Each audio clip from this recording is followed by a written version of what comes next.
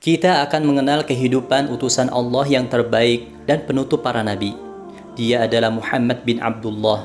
Kakeknya bernama Abdul Muttalib bin Hashim, dan silsilah nasabnya keturunan dari Nabi Ismail alaihi salam. Dan ibunya bernama Aminah binti Wahab. Nabi Muhammad sallallahu alaihi wasallam lahir dari keturunan Bani Hashim pada tahun Gajah, hari Senin pada bulan Rabiul Awal. Ayahnya meninggal ketika beliau dalam kandungan ibunya. Orang yang pertama kali menyusuinya, Thuwaibah, pembantu Abu Lahab. Tinggallah Muhammad sallallahu alaihi wasallam di perkampungan Bani Sa'ad, dan ibu susunya bernama Halimatus Sa'diyah yang mendapatkan keberkahan darinya, dan tinggallah bersamanya 4 tahun lamanya. Antara kebiasaan orang Arab itu mengirimkan anak-anaknya ke perkampungan untuk melatih mentalnya dan belajar bahasa Arab. Ibunya kembali ke hadapan Allah Subhanahu wa taala ketika Nabi Muhammad sallallahu alaihi wasallam umur 6 tahun. Maka diasuh oleh kakeknya bernama Abdul Muttalib. Beliau mengasuh dengan kasih sayang seperti anaknya sendiri.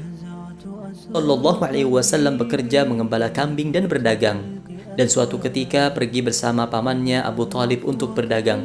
Dan Nabi pada saat itu masih berumur 12 tahun.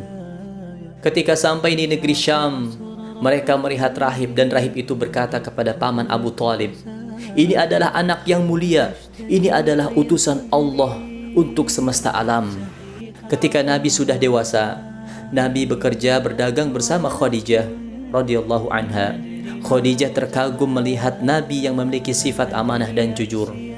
Dan menikahlah Nabi sallallahu alaihi wasallam dengan Khadijah radhiyallahu anha, dan ketika itu umurnya 25 tahun.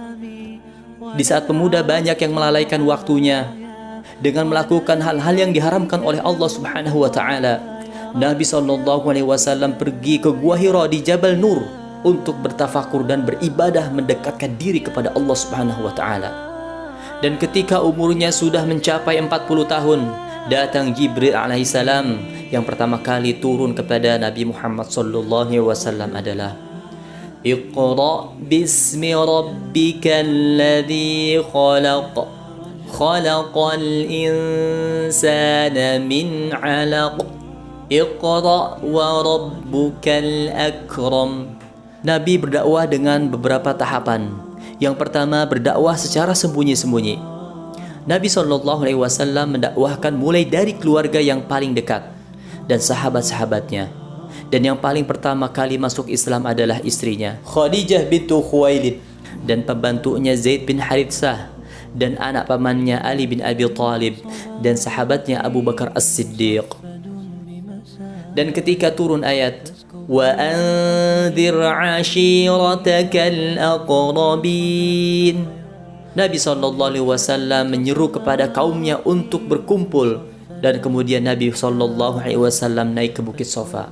Kemudian Nabi SAW berkata, "Sesungguhnya aku adalah pembawa peringatan untuk kalian, dan di antara aku ada azab Allah yang sangat keras." Dakwah Nabi SAW diterima dan banyak yang mengikuti dari mereka. Akan tetapi pembesar-pembesar kafir musyrikin seperti Abu Jahal dan Abu Lahab dan Umayyah bin Khalaf, mereka memusuhi Nabi SAW. Para pembesar kafir Quraisy marah dan merasa terusik dengan kaum muslimin. Kemudian Nabi SAW memerintahkan untuk berhijrah pertama ke Habasyah, dikenal sebagai raja yang sangat adil. Kaum Quraisy mengirim utusan ke Raja Habasyah dengan membawa hadiah perhiasan yang sangat banyak. Akan tetapi Raja Habasyah menolaknya dan tidak menolak hijrahnya kaum muslimin. Setelah itu kaum musyrikin ingin membalas dendam dengan kaum muslimin. Mereka mengepung kaum muslimin dan memboikot Bani Hashim dan Bani Muttalib, dan menempelkan tulisan digantung di dalam Ka'bah mengatakan bahwa tidak akan bertransaksi kepada siapapun kepada pendukung Nabi Muhammad SAW. 3 tahun kaum muslimin dalam keadaan susah. Nabi SAW, para sahabatnya bahkan sampai mengikatkan batu di perut untuk menghilangkan rasa lapar mereka. Kesehatan kaum muslimin saat itu memburuk dan tubuh mereka melemah setiap harinya. Pada tahun 10 dari kenabian, meninggallah Abu Talib, dan setelah itu selang 2 bulan istri Nabi SAW, Khadijah bintu Khuwailid.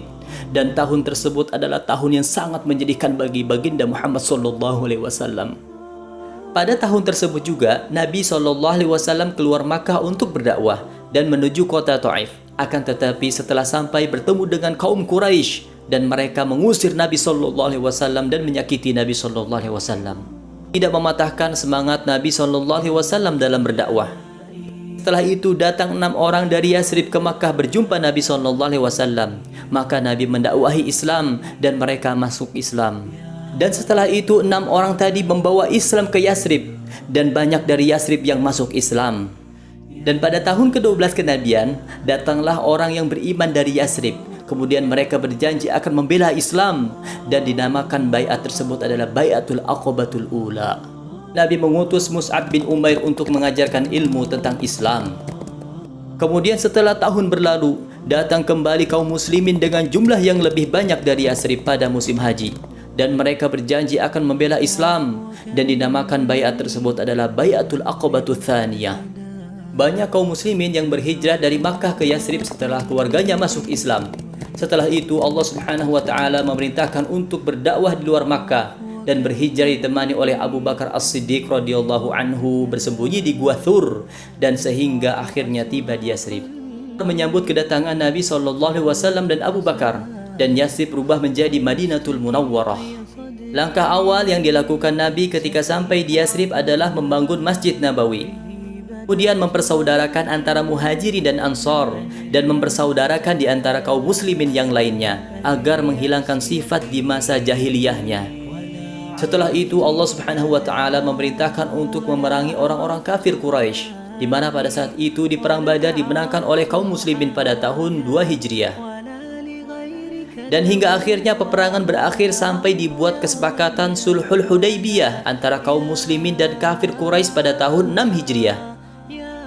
Pada tahun 8 Hijriah, kaum muslimin berhasil kembali dan membuka Makkah dan mengharamkan patung untuk disembah dan menegakkan kalimat tauhid, dan tersebarlah Islam di Makkah dan memerangi kaum kafir Quraisy yang menolak Islam, dan sampai semua penjuru akhirnya masuk ke dalam Islam. Tahun 9 Hijriah, para delegasi dan utusan berbondong-bondong mewakili kaumnya untuk bersyahadat di hadapan Nabi Muhammad SAW, juga menegakkan janji setia loyal dengan kepemimpinan Madinah. Tahun tersebut dinamakan Tahun Amil Wufud. 10 Hijriah Nabi menjalankan ibadah haji bersama kaum muslimin, dinamakan haji ini adalah Haji Wada karena ini haji terakhir bagi Nabi Muhammad SAW. 11 Hijriah Nabi mengalami sakit yang sangat parah, dan Nabi SAW setelah menjalankan amanah dan menyampaikan risalah kenabiannya menasihati umatnya, Rasulullah SAW meninggalkan dunia.